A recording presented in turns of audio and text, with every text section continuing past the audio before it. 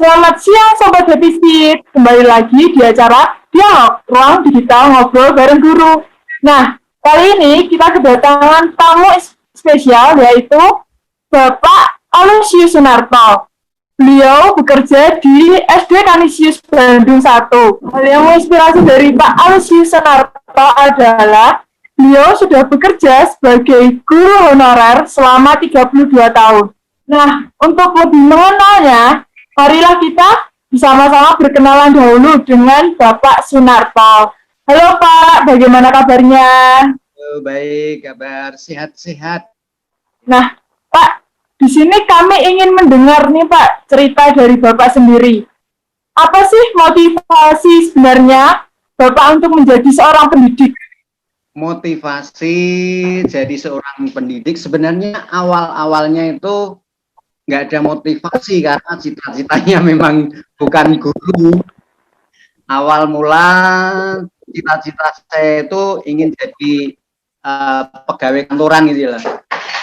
Maka saya dulu setelah SMP itu masuk SMA, bukan masuk SPG, padahal SPG itu dekat. Setelah saya lulus dari SMA, kemudian saya diajak untuk mendaftar di IKIP Negeri Karangmalang, ya sekarang menjadi UNY itu. Ya, saya diterima di dua jurusan, saya bahasa Indonesia waktu itu. Nah, itu baru saya mengetahui, oh ternyata besok saya jadi guru. Artinya mungkin cita-cita saya yang dulunya nggak ingin jadi guru, daftarnya di jurusan pendidikan. Nah, untuk motivasi ya begitu, memang saya dipanggil Tuhan untuk jadi guru, begitu aja motivasi awalnya. Setelah Bapak memutuskan untuk menjadi seorang guru, mengapa Bapak memilih untuk mengajar di SD Kanisius Bandung 1, Pak? Awalnya saya dulu kan guru SMP, mengajar bahasa Indonesia di SMP Kanisius Wonosari. Di sana lumayan cukup lama. Lalu setelah tahun 2005 ke sini, ya, sampai sekarang itu saya dimutasi, dipindah oleh yayasan ke SD Kanisius Bandung 1 ini. Bagaimana Bapak berjuang sebagai guru honorer untuk mencukupi kebutuhan seharian Bapak?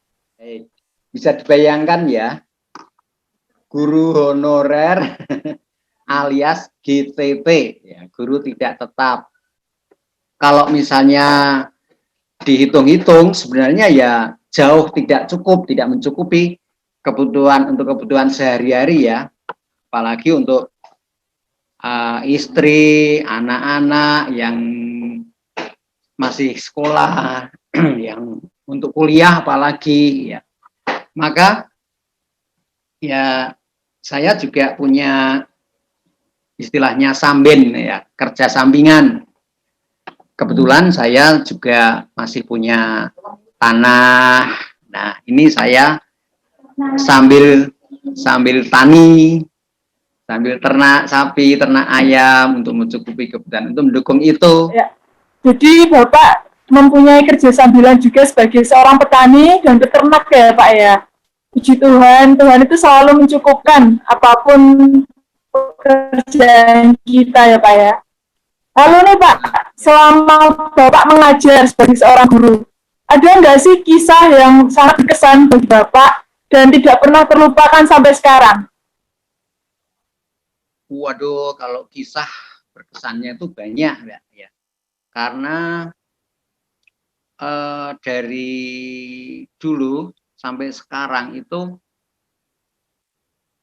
terutama kesan-kesan yang indah, yang baik, nah itu banyak.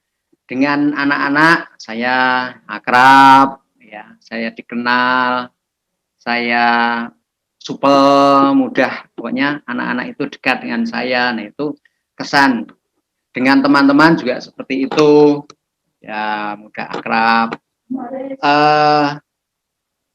Nah yang kisah yang berkesan juga pada saat bertemu dengan mantan siswa yang telah berhasil, ternyata setelah sukses ya, menjadi polisi. Ternyata dia masih kenal saya, tetapi saya sudah tidak mengenal wajahnya.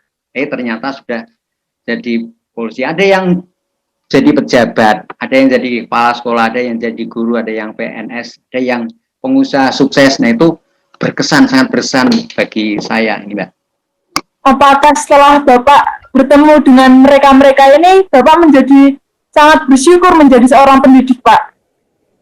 Ya, sangat bersyukur. Ya, puji Tuhan, ternyata saya dalam tanda petik berhasil, artinya berhasil mendampingi mereka, mendampingi anak-anak untuk menuju ke kesuksesan masa depan yang cerah.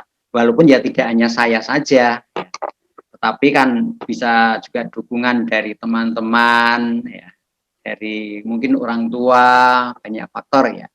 Terutama yang dari SDK Bandung ini, kan dihitung-hitung saya sudah hampir 15 tahun di SDK Bandung ini. Ini juga banyak siswa-siswa yang sukses atau yang berhasil, ya, yang berhasil menurut saya. Berarti menjadi kebahagiaan tersendiri untuk Bapak yang melihat anak-anak Bapak itu bisa tumbuh menjadi orang yang sukses. Lalu nih Pak, apakah harapan Bapak untuk SDK 1 Bandung ini Pak?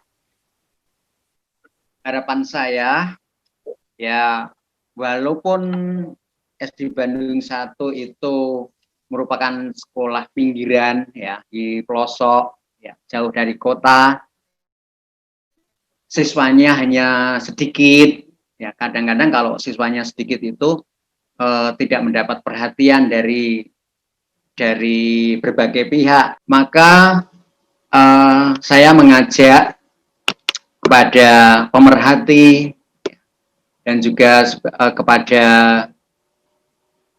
pihak lain manapun untuk tetap memperhatikan pendidikan, terutama sekolah-sekolah kecil, sekolah-sekolah di pinggiran. Walau bagaimanapun tetap harus diperhatikan, kita perhatikan. Kalau sekolah kecil kemudian dilepas atau tidak diperhatikan atau diabaikan saja, tidak dipedulikan, siapa yang akan istilahnya ngopeni, ya, ngopeni anak-anak kita? Itu sebenarnya. Dan harapan saya semoga SDK Bandung 1 ini tetap eksis, tetap jaya. Yang jelas itu walaupun SDK Yesus Bandung 1 itu siswanya kecil, tetapi banyak prestasi, kaya prestasi di bidang akademik maupun non akademik. Terutama yang untuk yang akademik itu ini beberapa tahun ini menjadi hasil kelulusannya ranking 1 di UPT, di Korwil Kecamatan. Sedangkan yang non akademik banyak prestasi yang telah dicapai, misalnya ada catur, ada seni nyanyi tunggal, lukis, dan lain-lain. Banyak prestasi dari SDK Bandung 1 ini. Luar biasa sekali ya Pak, walaupun di pinggiran, tapi bisa membuktikan bahwa SDK Kanisius Bandung 1 ini bisa berprestasi. Nah, yang terakhir nih Pak, apa pesan Bapak untuk guru-guru honorer di luar sana? Sebenarnya, harapan saya itu jangan sampai teman-teman saya, selain saya itu mengalami seperti saya, menjadi guru honor terus, gitu ya. Silahkan yang masih muda-muda tetap berusaha. Apapun misalnya ada kesempatan, silahkan berusaha semaksimal mungkin supaya paling tidak menjadi guru tetap yayasan. Atau mungkin bisa juga menjadi PNS, ya. Tetapi saya juga mengharapkan kepada teman-teman, walaupun teman-teman itu masih menjadi guru honorer, ya,